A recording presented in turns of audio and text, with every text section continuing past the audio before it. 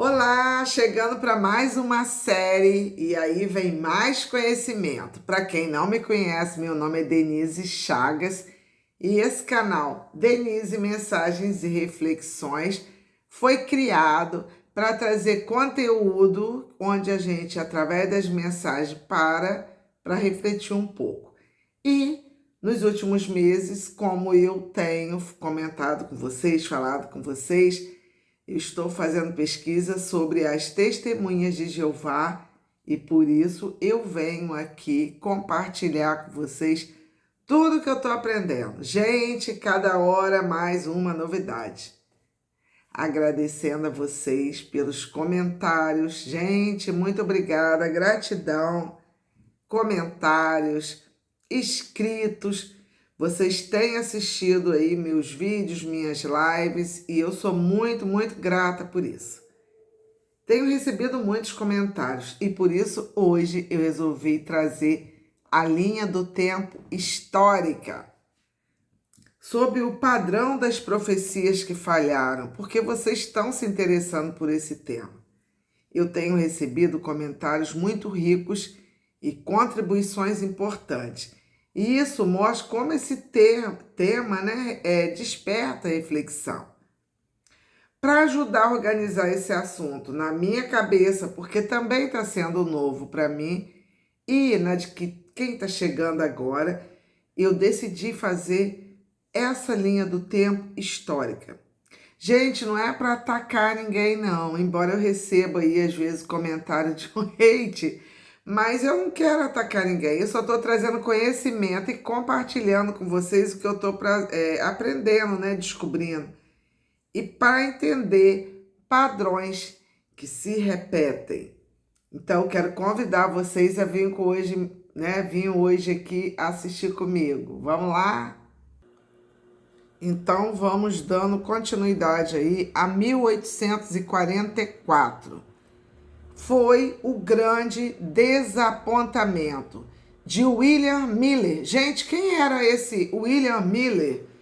William Miller, ele era um fazendeiro e ele era pregador batista, da Igreja Batista nos Estados Unidos, que nós já vimos que muitas seitas, muitas religiões cristãs surgiram onde?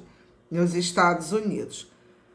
Em que Miller acreditava? Ele acreditava, gente, que baseado lá no texto de Daniel 8:14, ele poderia determinar a data da volta de Cristo. Ele acreditava que só fazendo cálculos, e isso daria certo. Vamos ver o que fala Daniel 8:14, para quem não sabe ou para quem esqueceu, né? Vamos lá? Daniel 8:14 é um versículo profético que fala sobre um período de 2.300 tardes e manhãs ou dias, ao final do qual o santuário seria purificado. E a visão se refere ao fim dos tempos e eventos futuros. Conforme explicado por anjos a Daniel, com interpretações variando sobre o que o santuário e a purificação significam, mas sempre ligado à purificação da terra e o retorno de Cristo para alguns grupos, como os mileritas, ou a purificação do templo em um sentido espiritual.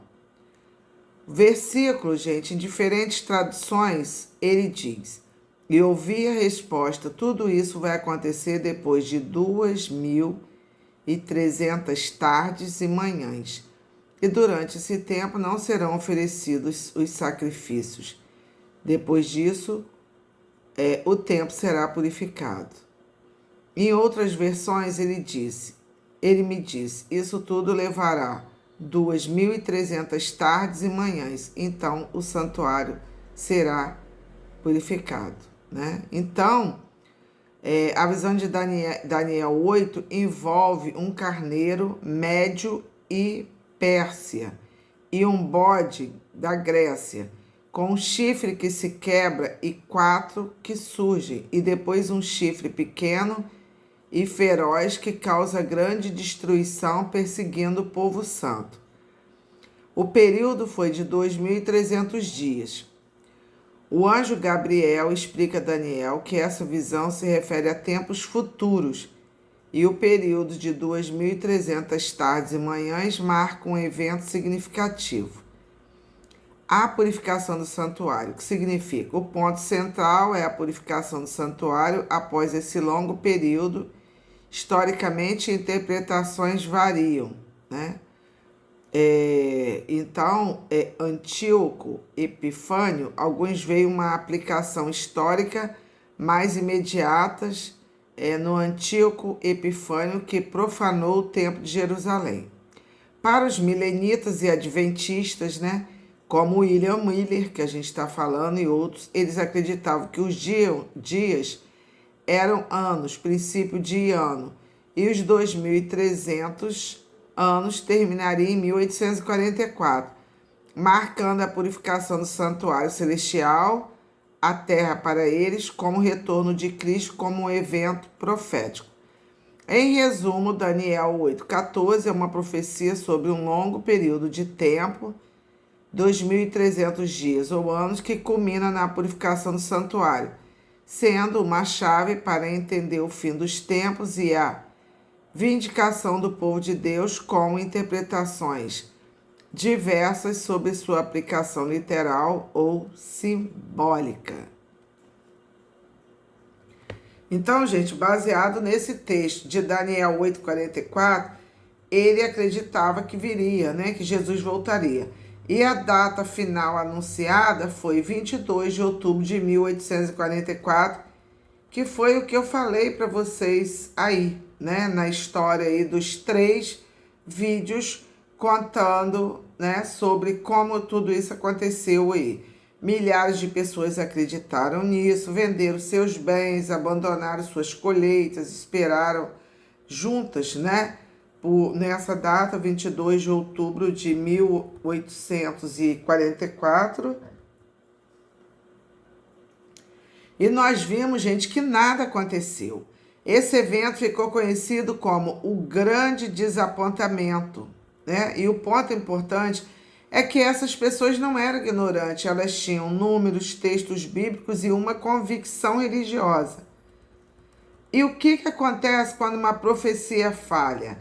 Em vez de dizer erramos, a data é reinterpretada, o evento vira invisível, o erro vira um ajuste de entendimento. Em 1844, surge a explicação. Cristo não voltou à Terra, mas entrou numa nova fase no céu. Isso fez com que esse movimento, permitiu que o movimento, gente, ele não acabasse. Ele não acabasse. Então, dessa frustração de 1844, nasce um novo movimento, que é o movimento do Adventismo. Adventistas do sétimo dia surgem. Outros grupos adventistas menores também. A ideia central permanece como datas, cronologia, interpretação proféticas. Aqui nasce um modelo e não apenas uma doutrina. A partir daí, gente, surge quem? Charles Taze Russell. Ele entra em cena no final do século XIX. Ele se aproximou de pregadores que também trabalhavam com cálculos, com cronologias, com datas proféticas. Russell tinha algo decisivo, gente.